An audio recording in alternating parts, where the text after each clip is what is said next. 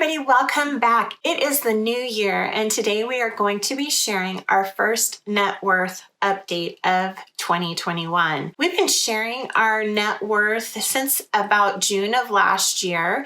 It's a good way to track where you are in your financial goals. And we specifically share our numbers with you because we want to be an encouragement to you, but also show you that even if you are behind in saving money, or you're behind in your debt payoff, or you have a large family, or you're living on one income, which we're all of those, that you can do this too. And it's one way that we can be transparent in our own journey and lock arms with you and have you come along with us on this financial independence journey.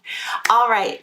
I'm Wendy. If you are new here, welcome to our house. And if you're returning, we're so glad you are here. We are all about helping other moms and dads on the road to financial independence learn to save more, spend less, build wealth, and dump debt, but doing it all while living a joy-filled life.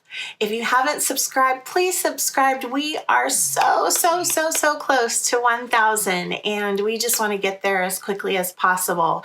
We could share more with more people. All right, so we're going to go ahead and just quickly dive into those numbers. I'm going to share my screen, and before I forget, to those of you who are new, remember that your net worth takes your total assets, which is everything you own, and subtracts your liabilities, which is everything you owe. And what's left is your net worth. Now, if you are like us and you have made some heavy-duty debt choices in your life, you might have a negative net worth. But as I go through this, our numbers, I'm going to share with you why you shouldn't give up hope just because you have a negative net worth. There is light there. All right, so let's take a look at my screen, and we're going to look at our assets first. All right, so as you can see, we began our financial independence journey in late 2016, 2017, but we only started tracking our net worth in May of 2017. And at that time, we only had our house and a tiny little bit in Kurt's retirement account. We were terrible with saving for retirement, and we really didn't have anything. If there had been some kind of emergency or anything, we would have been in a whole lot of hot water. Last month, our totals are here. And for January, this is where we've seen our increases. Our rental properties, we have 5 of those in the Midwest, and those are valued at about $175. Those have remained steady. We actually don't ever expect those to appreciate much. The averages for the city that we have the homes in is really small appreciation, like 1%. So we did not buy them for their appreciation. We bought them for their cash flow, which I am going to do another video soon on specifically cash flowing. So be on the lookout for that. If you subscribe and hit that notifications bell, you'll know when we do that one. All right, but anyways, back to our assets. We had a really nice increase in our savings from $9,017 to $11,360. Very happy with that. Surprisingly, I didn't put any money in my little retirement. I thought I did, but I didn't. We'll rectify that this month. And then we saw an increase in Kurt's retirement for $103,853 to $104,530. So for the month of January, we had a positive increase in our assets of $3,019, which I'm very happy about that. This number down here, this negative $379,000, that means that from 2017 to now, our assets have decreased by this much, but that is largely, well, it's because we sold our house. So we are renters now. We pay less in rent than we would pay in a mortgage. And so we're content with that. We did get some nice money out of the house that we sold, and it has allowed us to pay off the last of our consumer debt, as well as allowed us to invest in some rental properties that are providing us cash flow. So it was a double dip, and I'm happy about that. We're going to look at next our liabilities. So again, our liabilities are everything that we owe. Back in 2017, we had a mortgage of $550,000. We had secured debt of almost $270,000.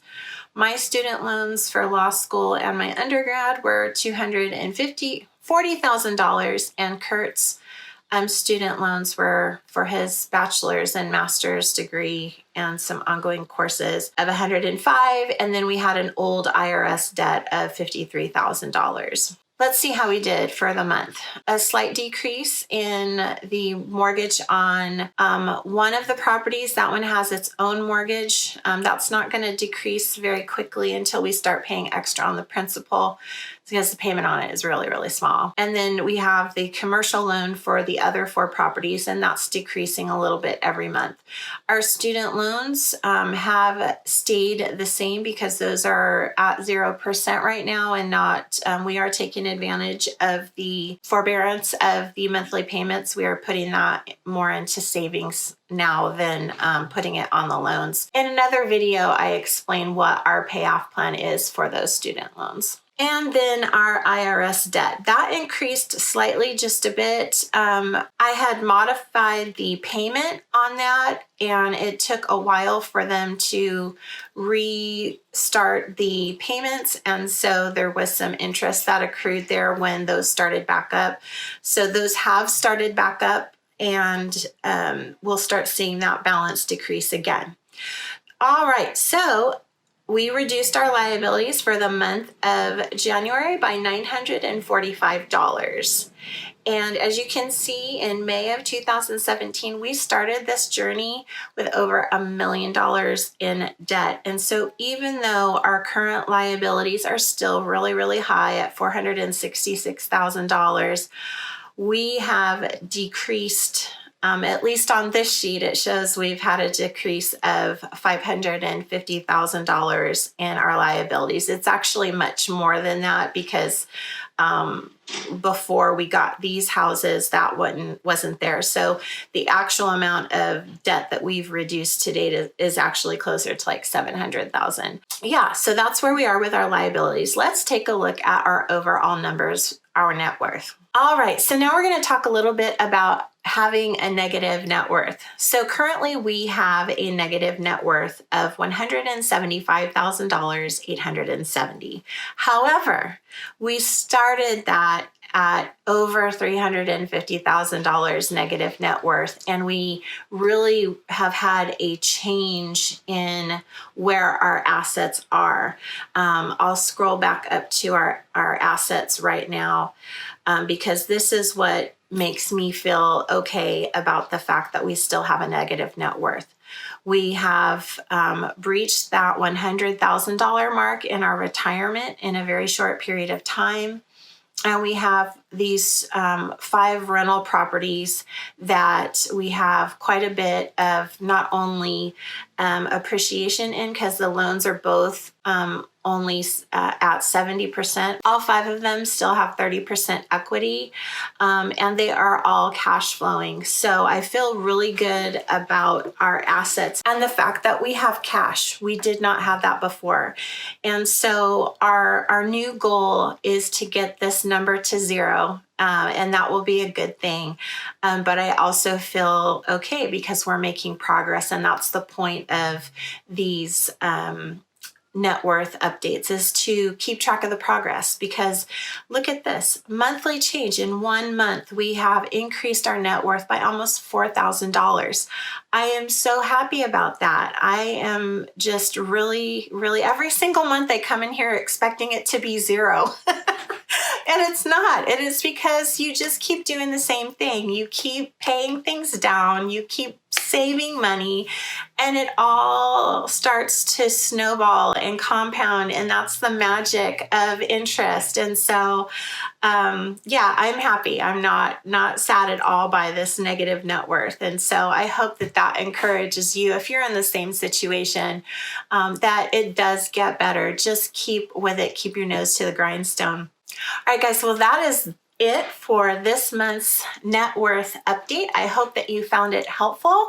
Please come back next week. We're going to be talking about, we're going to have our passive income update, but we're also going to have a video on determining how many rentals you would need to retire, but also we're going to do a video all by itself of cash flow. I think you'll like those as well. So please subscribe, hit that notifications bell so you are alerted when those post, and we will see you back here next week. Have a good week. Bye.